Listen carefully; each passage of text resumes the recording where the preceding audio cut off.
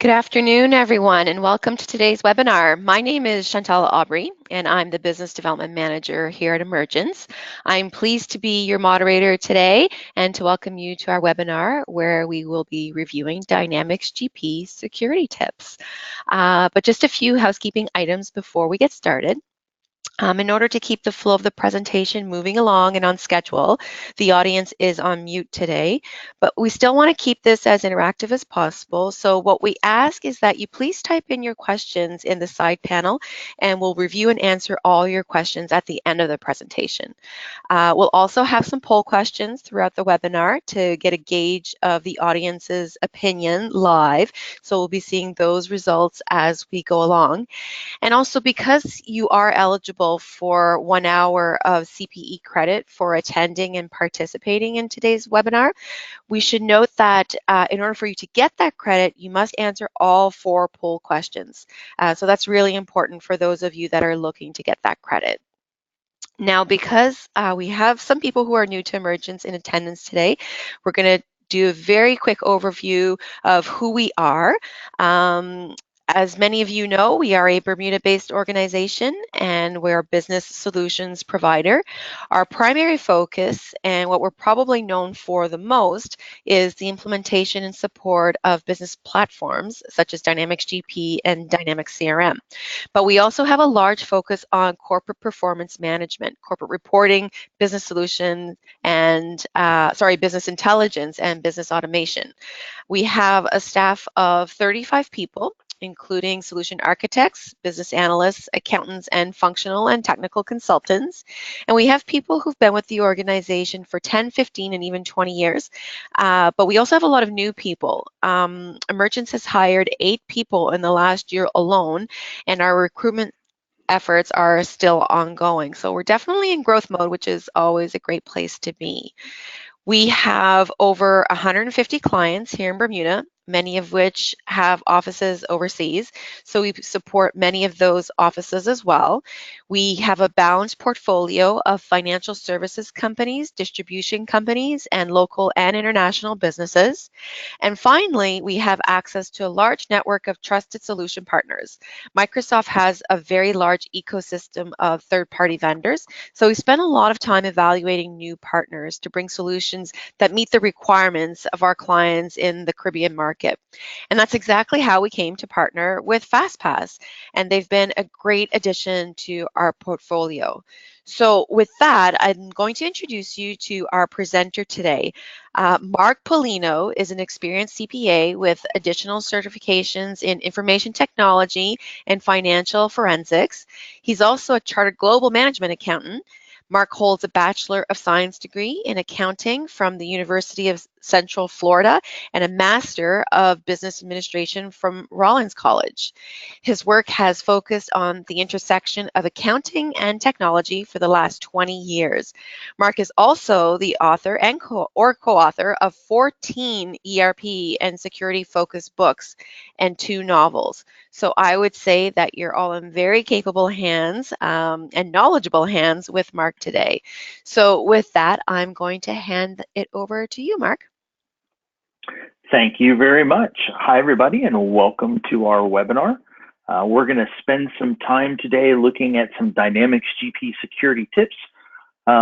So I like to think of, when I think about this particular webinar, what we're really talking about is, while we would really love everyone to go through that, deep security scrub and really kind of rebuild things and get really rock solid security, we also understand in the real world, sometimes that's difficult for folks to do. And in the same way that while all of us realize that we should eat right and exercise, what we really want to do is figure out how to lose 5 pounds by Friday because we've got an event coming up. So this is the webinar version of that for security. It's kind of what kind of quick things can I do, or straightforward, easy things can you do to make your security better tomorrow than it is today. So let's start with a little security review just to keep everybody on track. This is really the facts section, and we will hit those polls, and I'll remind you that you got to take all of those. But first, let's get everybody level set with the facts, and then we'll walk through the tips. So For GP security, the core, it's really based on users. These are actual users of Dynamics GP. If you've been to any events, you might recognize a couple of them. Users are assigned access to one or more companies along the way. And then from there, once they're assigned to a company, a user gets assigned a role. And so, yes, I know this is actually bread, but you'll remember it if I show it to you this way.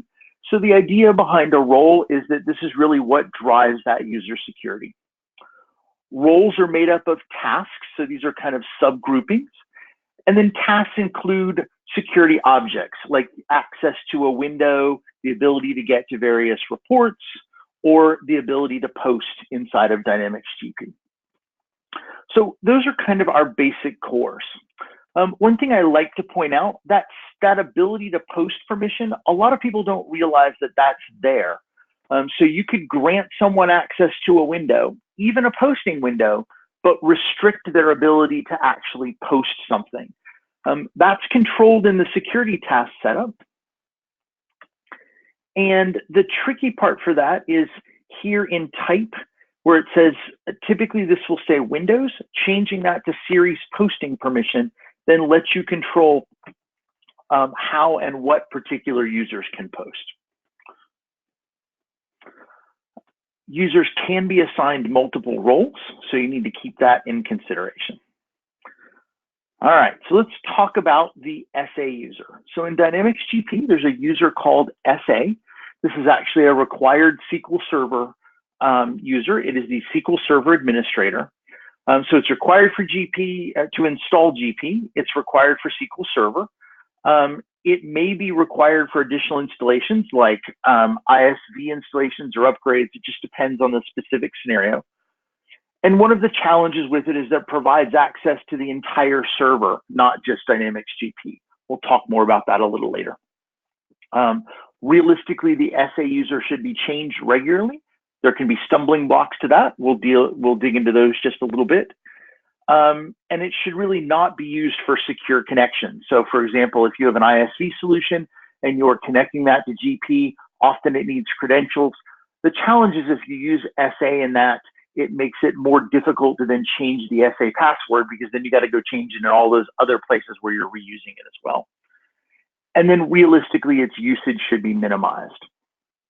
So throughout this, we're going to have some tips and some tools. In this case, there's a free white paper from Fastpath on really how to minimize the SA, so that you've got some additional things to take with you. But that's the basics on the SA user. There's another user called DynSA that is a bit of a mystery to folks. DynSA is the Dynamics System Administrator. It's really a leftover from before GP used SQL Server. That was the SA passer or the SA user. So DynSA still exists. It is still required to be there, but it does not have to be a power user. It doesn't necessarily have to have a whole lot of rights, but it needs to be there because it needs to be the owner of the database under the hood. All right, and then what about power users? So power user shows up as a role. It's not really a role. We said a role has tasks assigned to it. Power user does not. Power user simply overrides security. So power user is effective permission to everything. It's not granting access, it's just skipping, even checking permission is really what it does. So it ignores and overrides security permission. And the tricky part is it doesn't show up on any security reports. So one of the challenges is if you say, run a report in GP to say, show me everyone who has access to customers. This would be everybody who has access, who has the box checked for customer maintenance. So they have access to a role and a task that grants access to customer maintenance. Power user doesn't show up on that list.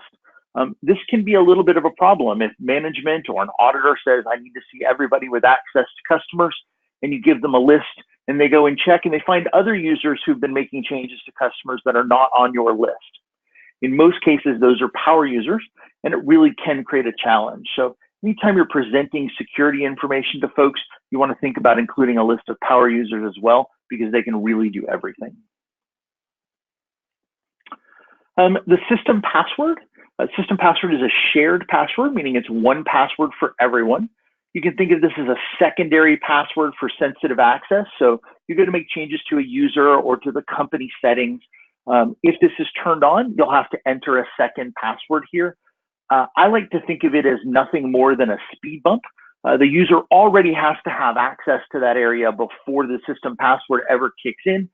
And the system password is also really loosely encrypted. We'll see some details in a second when we dig into some of the tips.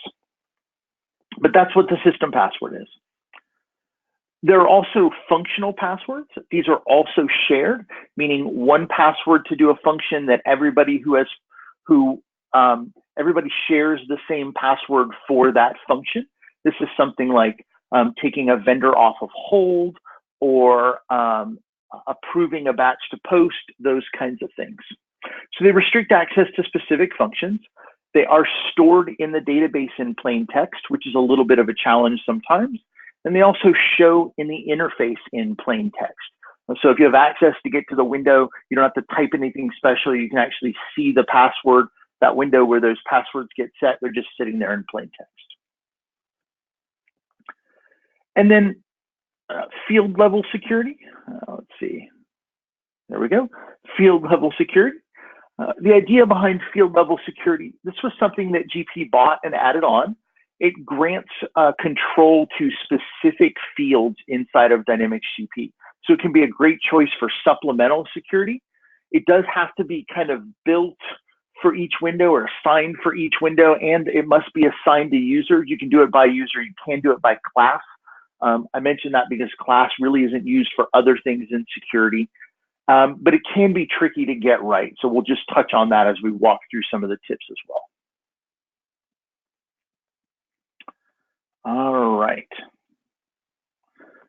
All right, we're going to take a look at 20 tips. The poll questions are all going to be in here. I've labeled this the section with the opinions. I do have some strong opinions around security, mostly because we deal with it every day. So we see a lot of things. We're not trying to get you perfectly locked down here. We're just trying to make things better. In the same way that while it would be great if your house could be a bank vault, it would also be pretty dark because there'd be no windows. And realistically, the easy way to secure your house is to start by doing things like locking the doors. So that's all we're trying to do here is we're making sure you're doing the smart things like locking the doors and putting your lights on timers when you go away for vacation. So tip number one, make sure that master security is on. So there's a master security switch inside of Dynamics GP. I have no idea why it's there. I haven't yet been able to figure it out, other than you could go and set up security while people are doing other things and then throw this big switch and turn security on, but that seems like a challenging way to do that. I've included some notes in all of these, so if you want to dig deeper, you can. The setup for this is in setup company.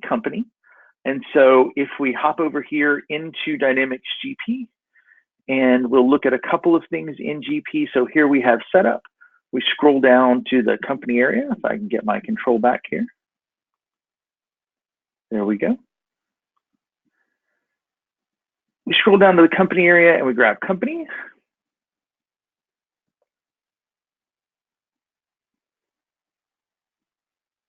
All right, apologies. My GP has decided to be a little slow today. We'll come back to that pop-up in a minute. And the master security button is right here. So you want to make sure that that box is checked and that access to this window is controlled. Bonus tip here is account security. People think if security is great, account security must be better. The challenge is if you turn on account security without having done some setup in the organizational structures area, it restricts everyone's access to the chart of accounts and makes it look like the chart of accounts has been deleted. This is a real challenge, especially when it's the CFO or the controller who identifies that and makes it look like the chart has been deleted. The good news is it's really easy to set it back. You just come back here and uncheck that box and everything is back to where it is. So before heading to account security, you're really going to want to check to make sure that you've done that setup appropriately. I would suggest getting some help with that setup as well. The window that we're looking for is company setup. It's part of the admin company task, and it is present by default in oddly the AP clerk, accounting manager, and power user role. I'm not sure that I want to give my AP clerk access to be able to turn off my master security switch. If you do turn off the master security switch, it opens up security to everyone, just to give you an idea of that. All right, so I mentioned the SA user earlier. There's a lot of kind of myths and suggestions and ideas around the SA user. So I'm going to clarify a few of those, and we're going to use the GP manual to support that clarification. So the SA user is not required to add users or add companies. It is commonly used for that, but it's not required for that. It's not required to administer security in GP, to back up GP, or to be a power user. Again, we've got a different white paper on really around SA and how to deal with that. The challenge with SA really is that it is both anonymous and dangerous. It's anonymous in the sense that the user logs in with the SA login and the SA password. If 5 users have this, then all 5 of them could be log in and do something inappropriate, and figuring out which one of them did it is really, really difficult. So in that sense, it's anonymous because it doesn't define the actual person who made this change, just the user ID that was used. And if multiple people have that, it's effectively generic at that point. It's dangerous because the SA password grants access to the entire server, not just Dynamics GP. So if you have other things on that server, then they're open to manipulation or changes. And in many organizations, the SA password ends up being the same for multiple servers. So if a user has the SA password, they may be able to then traverse to other servers in the organization, SQL servers in the organization. As well, if SQL servers are linked, then if I have the SA password in one server, I may also be able to traverse to other servers and be able to do things in other parts of the organization. So we're really not big fans of multiple people having the SA password. So there is a way to deal with this. The way to deal with this isn't especially new. It goes back to at least Great Plains Dynamics CS Plus 5, which is where I started working with GP back in 1999. And so all of this is documented in the GP security manual. There's a link there for all of these details. So occasionally we run into folks who are not completely convinced. So we've got the documentation for you there. So to be able to do all of these things, add users, that sort of thing without being SA, there are really 5 options to do that. In the manual from Microsoft, the first one is BSA, so that's not what we're going for. And the third one is BDynSA, which again is also anonymous, so that's not what we're going for. But items 2, 4, and 5 are all variations on a theme. And the variation is that you're going to give someone additional rights inside of SQL Server. You're going to take a user, we'll say Mark Polino, and we'll make them the GP, or we'll make them the SQL System Administrator. We'll give them the SQL sysadmin role. That gives them the ability at the SQL level to be able to pass through and create users and add companies and do backups and those kinds of things. The reason that this works, a lot of DBAs kind of push back on this because they don't quite understand how GP works. When you log in with GP, we'll say that my login is access just to have it. It's not, so don't go try it. But my login is access. So I log in as mpolino, my password is access. For GP, that works just fine. If I try to pick that up and use it in SQL Server, it doesn't work. GP takes that login and password and transforms it and passes a different value to SQL Server. So then when you're accessing SQL Server, you're only accessing it through Dynamics GP. I can't pick that up and go to Management Studio and get into SQL Server. So that really means you're getting 2 layers of security. You have a SQL layer and a GP layer.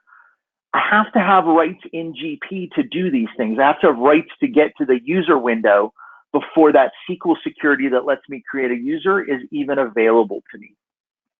So this is actually a really secure way of managing these pieces. It just takes a little bit of explanation. And so if you bump into your issues or pushback or that sort of thing from your IT team, we're happy to have a conversation and do what we can do to make them comfortable with this approach. It is definitely safer than going the route of something like, just giving lots of people the SA password. All right, let's take a shot at our first poll question here. I'll let you guys pull that up. Okay, and our first poll... Oh, go ahead. No, go ahead, Mark. Yep. I was just going to say the first question is, what user was described as often being anonymous? So is that our power user, the system administrator, the network administrator, or the reporting user? So hopefully I have harped on this enough that you're able to figure that one out. We'll give folks a minute or two to fill that out.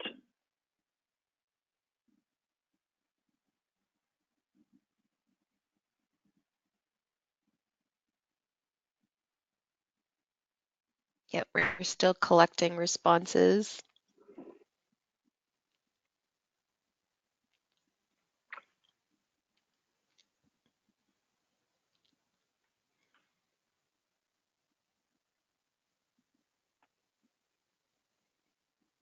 Okay. All right, good job, everybody. Let's go a little bit down the road. Thank you for that. The answer was system administrator. It looks like most of you got that right. That's a good sign. All right, up next is DynSA. So what do we do with DynSA? Because like the SA password, DynSA is mostly anonymous, but it is required to be present, so you can't get rid of it. However, it is not required to be used. Anything that you can do with DynSA, you could also use with a user who's been granted the sysadmin rights. Most of those things could also be done with something like a power user, but the reality is you can do it without assigning DynSA to folks. So again, this is another one that can be anonymous. It's really not tied to a specific user. My best advice for DynSA is find one of those really obscure random passwords, one with lots of symbols and numbers in it. It just can only be 15 digits long. And go ahead and change the DynSA password to that really obscure password and then forget it. If you ever truly need DynSA, then someone else with rights can change that password along the way. But realistically, I would change the DynSA password and then I would do my best to forget that it even exists. That'll give you a layer of protection for something that you're really not even using. I'd also strongly recommend that you don't rely on the fiscal or on the system password as a primary security. It's designed as a secondary security. It is loosely encrypted. And by loosely, I mean, if you remember when you were a kid and you did a simple substitution cipher where you said, I'm going to write my friend a note and the number 1 equals A and the number 2 equals B. And so you would use that to pass secret notes back and forth. It's about at that level.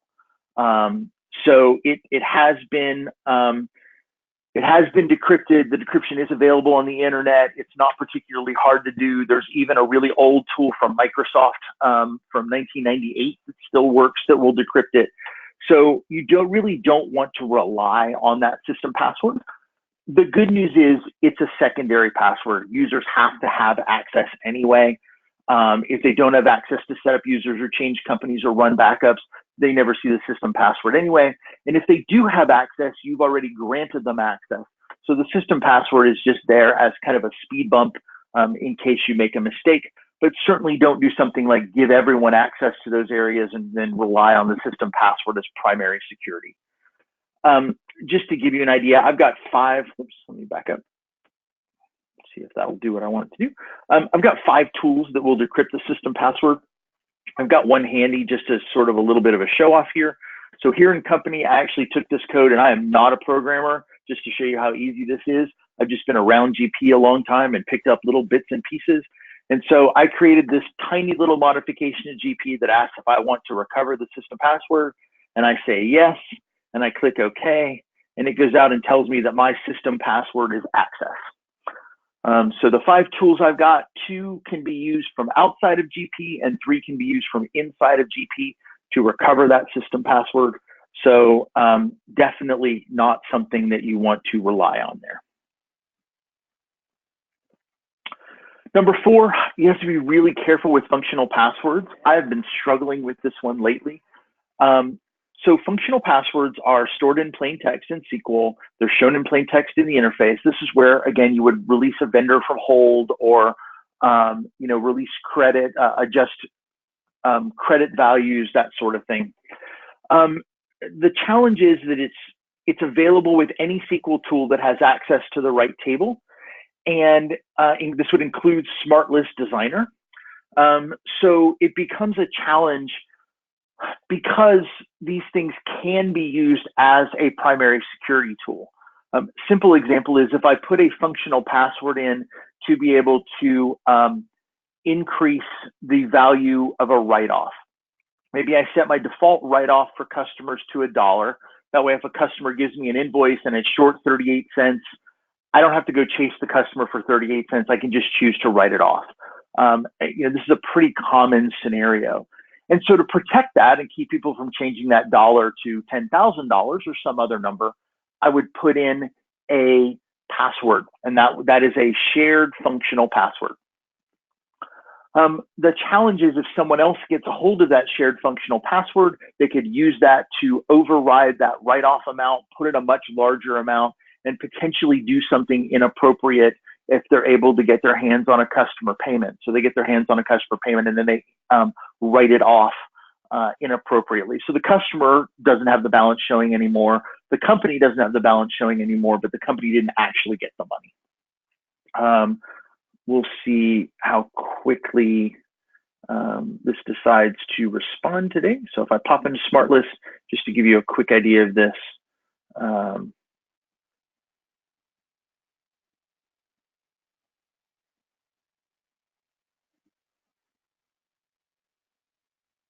apologies, my server decided to be slow this morning or today. So new. And let's go to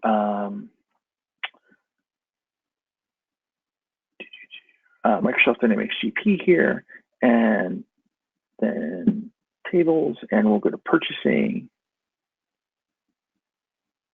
And this is the part that takes just a sec. And there's a purchasing table that holds these particular items. And I don't even have to actually create a report or finish creating a report to look at this stuff. So that's really the challenge of this being stored in plain text. If this were protected in some way, it would be simpler. So in this case, this is the PM.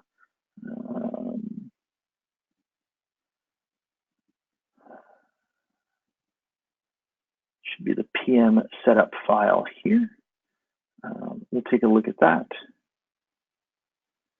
And then once I've got that, I can execute this query and it will show here. And I slide across and there's my remove vendor holds password. And there's my write-off password. And then over here, sliding past is my exceed max invoice password. So there's really no evidence that I've even gone in and found these items. I haven't saved a report or done anything like that. So you do want to be really careful with these items. It's a challenge for me because I know how useful they can be for those types of things, but there's also some risk there. So we'll talk about maybe some ways to mitigate that in just a couple of minutes here. Just a quick aside, strongly recommended reading. This is a lot of fun. Summer's coming. This is not a super long article, but go sit by a beach or a pool somewhere, have a drink with an umbrella in it, and read about lessons from an $8 million fraud. The reasons I really like this particular one over maybe other ones, it wasn't necessarily Dynamics GP. In fact, I'm sure it wasn't, but there are a lot of things that went wrong in this scenario. A company got acquired. As part of that, they gave the users more access than they had had at their previous company. The organization kind of tried to sort of play with segregation of duties, but it was really just 2 people who were swapping each other's jobs. And there were all kinds of clues and places where they could have caught this for low and saved themselves a lot of money. One of them was the person started driving a Maserati. They were kind of a mid-level accounting person, and they're showing up to work in a Maserati and nobody noticed. I'm picking on Maseratis a little bit because there's a surprising number of them that show up in fraud cases. So go and check your parking lots for Maseratis. The funny part is I said this again, I'm half joking with that, but I said that in a webinar not too long ago doing this webinar, and someone wrote us back a couple of days later and they said, I checked the parking lot for Maseratis and there are two. We have two of them. So can you please come give us some help? But you do want to look for those kinds of out of the way things. You know, how is this person affording a Maserati? But great reading from Journal of Accountancy. There's a whole bunch of just little tips and pieces and things to look for in there. All right, we'll keep going. So you do want to limit journal entry access. So by this, most companies are pretty good at this in that they do things like, you know, we want approval for journal entries, we want review of journal entries before they're entered, all those kinds of things. So most companies have an idea of that. Where they fall down in GP specifically is they forget that there's more than one way to do a journal entry. So in GP, you have transaction entry, which is your regular journal entry, quick journals, and clearing entries. And the problem with those is they are still a way to do a journal entry. Neither one of them uses batches. Neither one of them is subject to approval, so they don't go through batch approval if that's what you're doing. There's no workflow around them either. And the reality is quick journals has been mostly, that functionality is almost completely replaced by recurring batches. So recurring batches can now leave the accounts but wipe the amounts, which is really what quick journals do. And clearing entries, most of you have never even seen. A clearing entry actually has no dollars in it. You say, I want to clear an account from one account to another, and you pick a time frame for it, and it just moves the balances. You don't see the entry unless you print a report. So it's a really strange entry, but it absolutely is a way to manipulate the financial statements. So I would strongly recommend the easiest place to start your security is just go into the roles that have those and turn them off. If someone squawks at you about it, then walk them through maybe why are you doing a clearing entry or a journal? Why are you doing an entry that you don't need to see the amounts to? That sort of thing, or move them to recurring batches. That tends to be a better way to address this. But if you can limit journal entry access, you really gain some additional security in your system. Additionally, you want to restrict who can post journal entries. We talked a little bit about those pieces and just restricting the ability to even post. So you want to make sure that you know in your organization who can do that. If at all possible, if you can restrict entry from posting, do that. You know, give journal entry posting to one person, and you can give lots of people access to enter them, but separating that is a huge, huge win. In addition, you want to limit access to account maintenance. This is going to start a little theme for us, and the theme is separating master records from transactions. If you can simply separate master records from transactions, you are ahead of a lot of companies in preventing fraud and errors, misstatements in your organization. So folks who do account maintenance shouldn't be folks who do transactions. I know that there are legitimate scenarios where folks are regularly adding lots of accounts, but in my experience, it's a very small subset. It's under 10% of organizations. So the vast majority of organizations can tackle this. It just may take a little creativity or a little work, but also be careful with the professional services tools, things like account modifier and combiner. You don't want people to hide what they're doing there. Same thing with fiscal periods. We want to limit access to fiscal periods. Let's face it, you shouldn't have 10 people who can open and close fiscal periods. With GP now, with the ability to open, not only post into one historical year, but to be able to post farther backwards, there's a lot of opportunity to post backwards into years and hide what you're doing. I was a controller for a little while for a publicly traded company. We were a tiny little division of a much larger company. And what would happen is we would generate our financial statements, drop them into Excel, and send them to the parent, who would then incorporate them into the master financial statements. If I wanted to manipulate the financial statements in that scenario, I would simply post into past years. Once the financial statements had been sent up to the parent, they never ever asked for a redo of past years. They just took what we had sent them and kept them. So any comparisons or anything else is still looking at those static financial statements. This is a really important one that you want to make sure is separate from folks who do transactions. All right, let's go ahead and do our next poll. So this is poll number 2.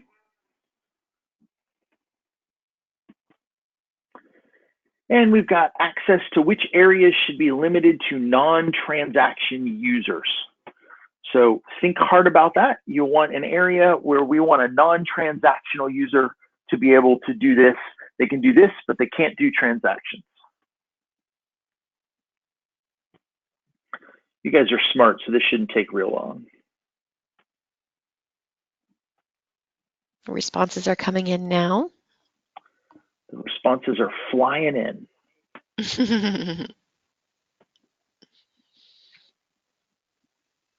Just give it another 30 seconds or so.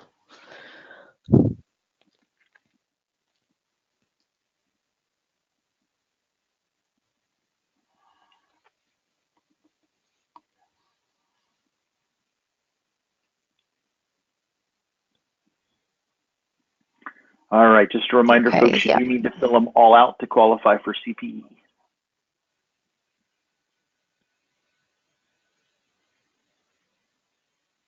Okay, we'll go ahead and close that. All right. The correct answer there was fiscal period. So fiscal period should be, changing fiscal period should be limited to users without access, that don't have access to transactions. All right, let's go a little farther here. Whoops. There we go.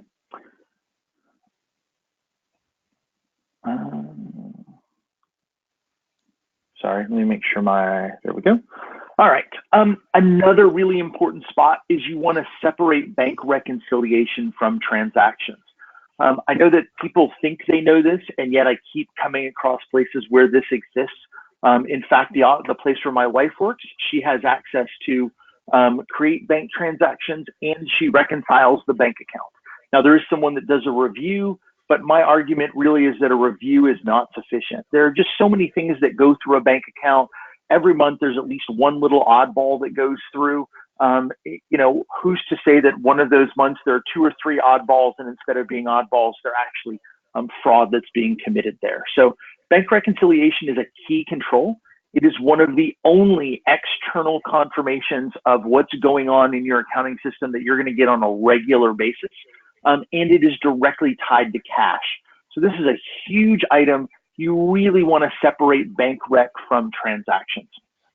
And in GP, one of the challenges is for the base roles that are included, they don't do a good job with that. Accounting manager, bookkeeper has access to all kinds of transactions, and they can do a bank reconciliation. So you really want to separate those items out and get really good separation there so that the person with the bank rec is asking questions. You want them to ask questions, hard questions in that particular case. You also want to make sure that you're controlling your access to vendors.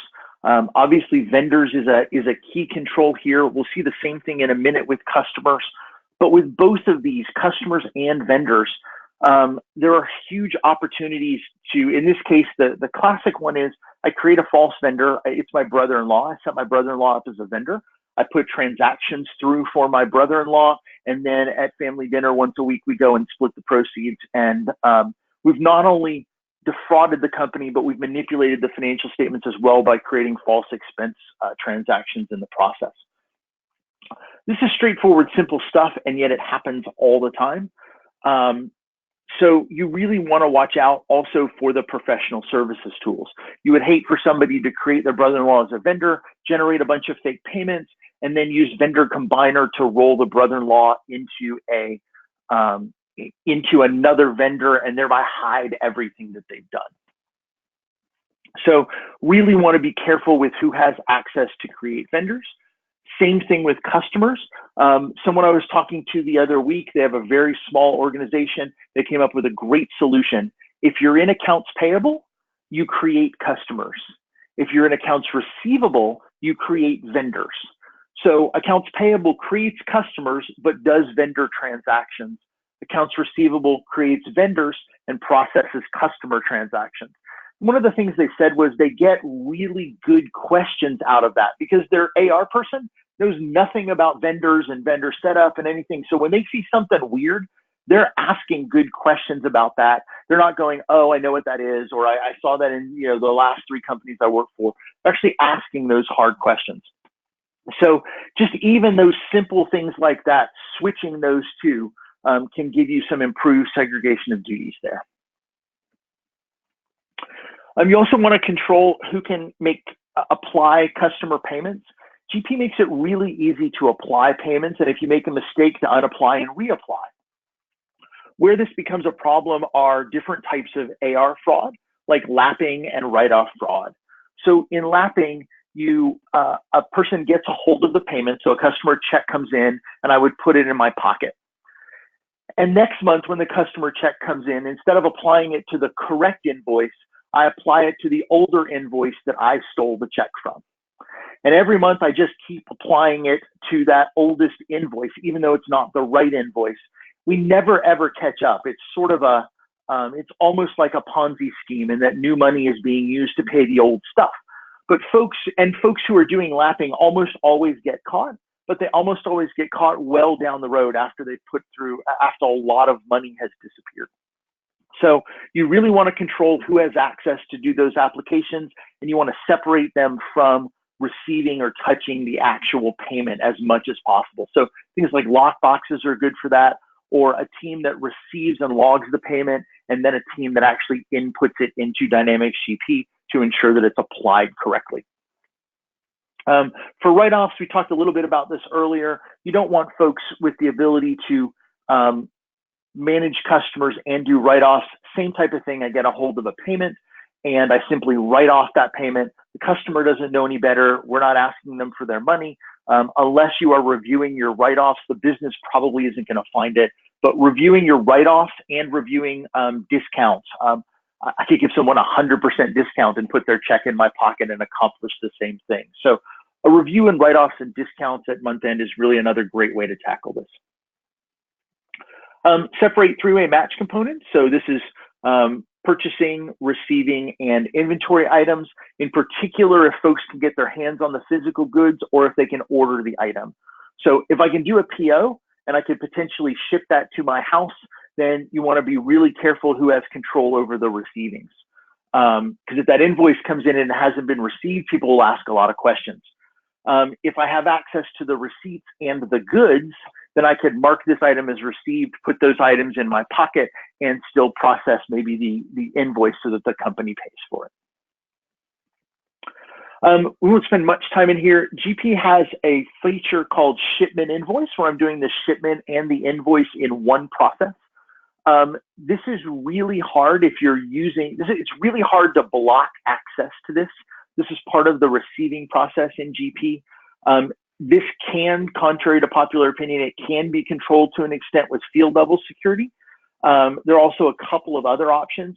So rather than go through that in detail, I've got a link to an article that describes all of the options and how best to do that.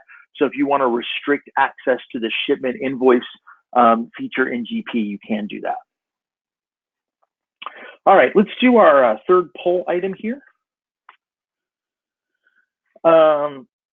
We'll get that item up. So what area uses a key external confirmation?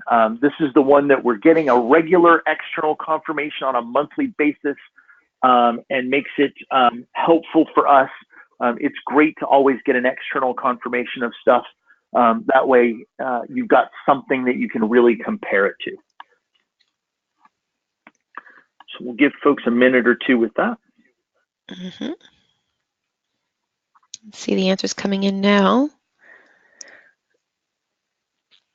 And as Mark said earlier, just a reminder to those who want those CPE credit that you do need to answer all 4 of these questions. We're getting some great response rates, so keep up the good work.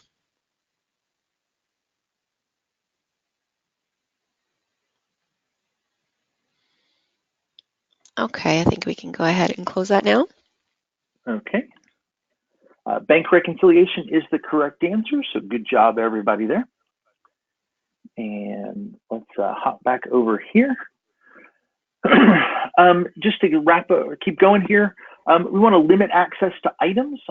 Basically, what we're trying to do is when folks create items, we don't want them to create an item that the business wouldn't really use. For example, I'd hate for somebody to maybe enter a computer that the business doesn't really use and then manage to get that shipped to their house. That's really not what you're going for. So you want to control and ensure that the items that are coming through are the appropriate ones. Item also does things like price. You'd hate for somebody to drop the price and then let somebody on their side order it at that reduced price and then pull it back up. Those kinds of manipulations.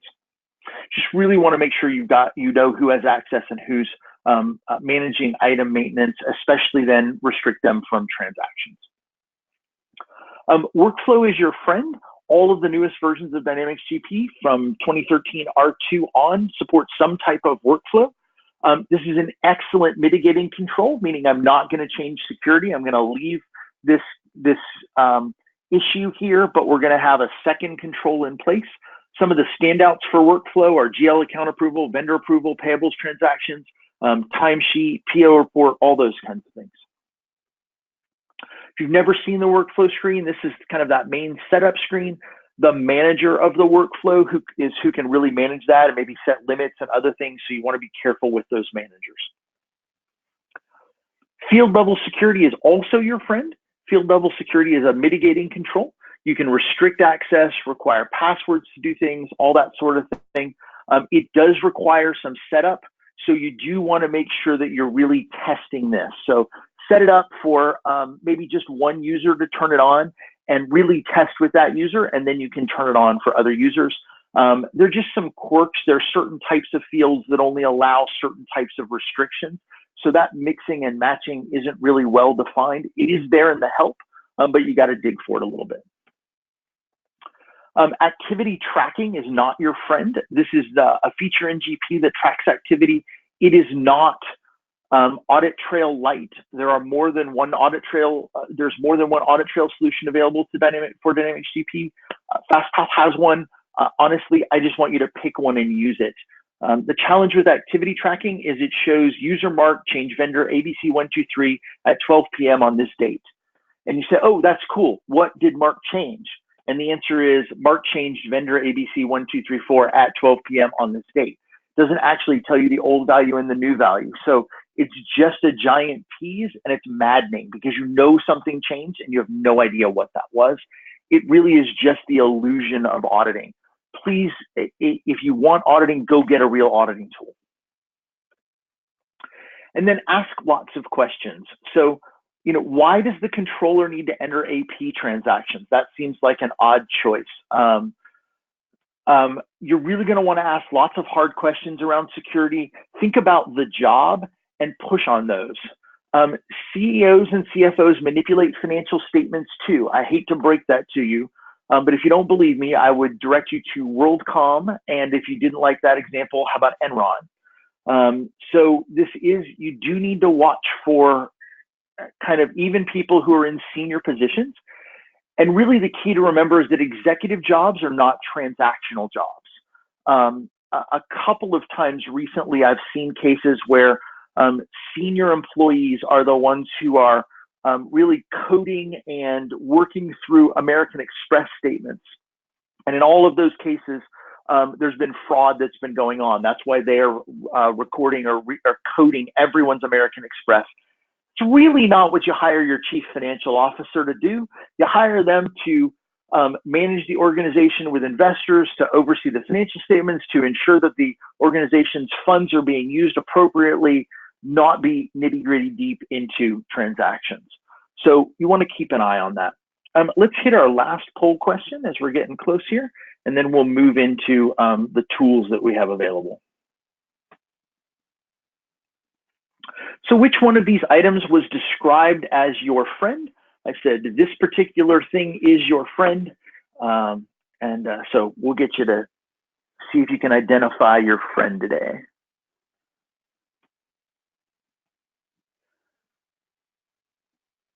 So if nothing else, everybody comes out of this with two friends.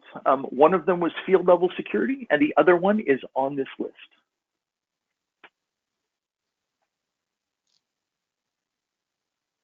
Got a mix of answers this time. All right.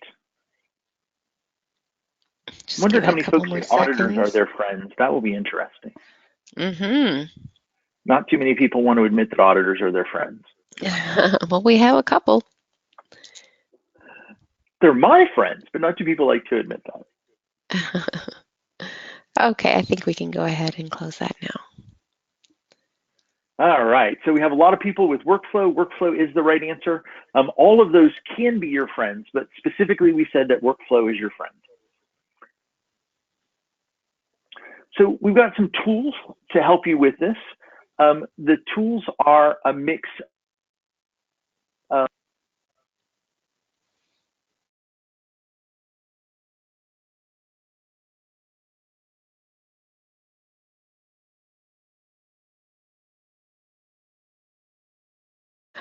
Mark, I think you may have accidentally muted yourself.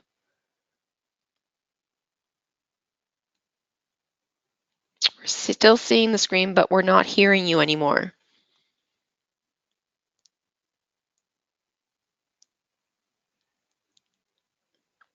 I'm not really sure what happened there, folks. Just give us a quick second. I know we're actually running out of time, so this won't be much longer. Just going to see if Mark is able to get back on here.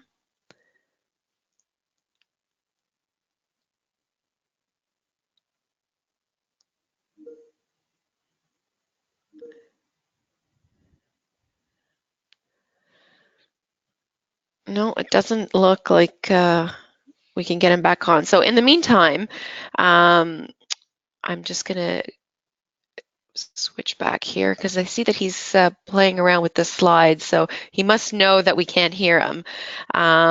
If you do have any questions in the meantime, please go ahead and type them in your control panel.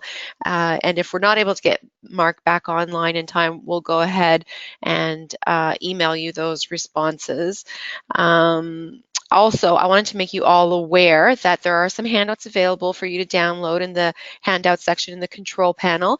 There's a Fastpath for GP brochure, a GP 2016 security matrix, and a GP 2010 security matrix to assist you with creating a proper security environment for GP. So please feel free to download those. Also, if you think others in your organization would get value from this webinar, a recorded version and the slide deck will also be made available to you. In fact, it's going to be emailed out to you, so please feel free to share that with your colleagues. Also, if you'd like to speak to us about your organization's Dynamics GP security requirements, please feel free to reach out to Selena or myself. A lot of you online already have my contact details. Selena was the person who sent out the invitation to you, so please feel free to respond to that and just let her know. Oh, we've got her contact details on the screen now, so please go ahead and reach out to Selena and she'd be happy to schedule a time for us to have that conversation with you. And finally, a survey is going to pop up on your screen when we close the webinar, so please take a few seconds to answer that survey. Your feedback's extremely helpful in making sure that we're delivering content that you want to hear about, so thank you very much in advance for providing that. And once again, I want to apologize that we've had some technical difficulties towards the end of our webinar here, but luckily we were about to wrap up, so you didn't miss a whole lot today. I do want to thank Mark for his time and for delivering a really good webinar, and thank you all for joining us today, and we do look forward to seeing you again next time. Have a great day, everyone.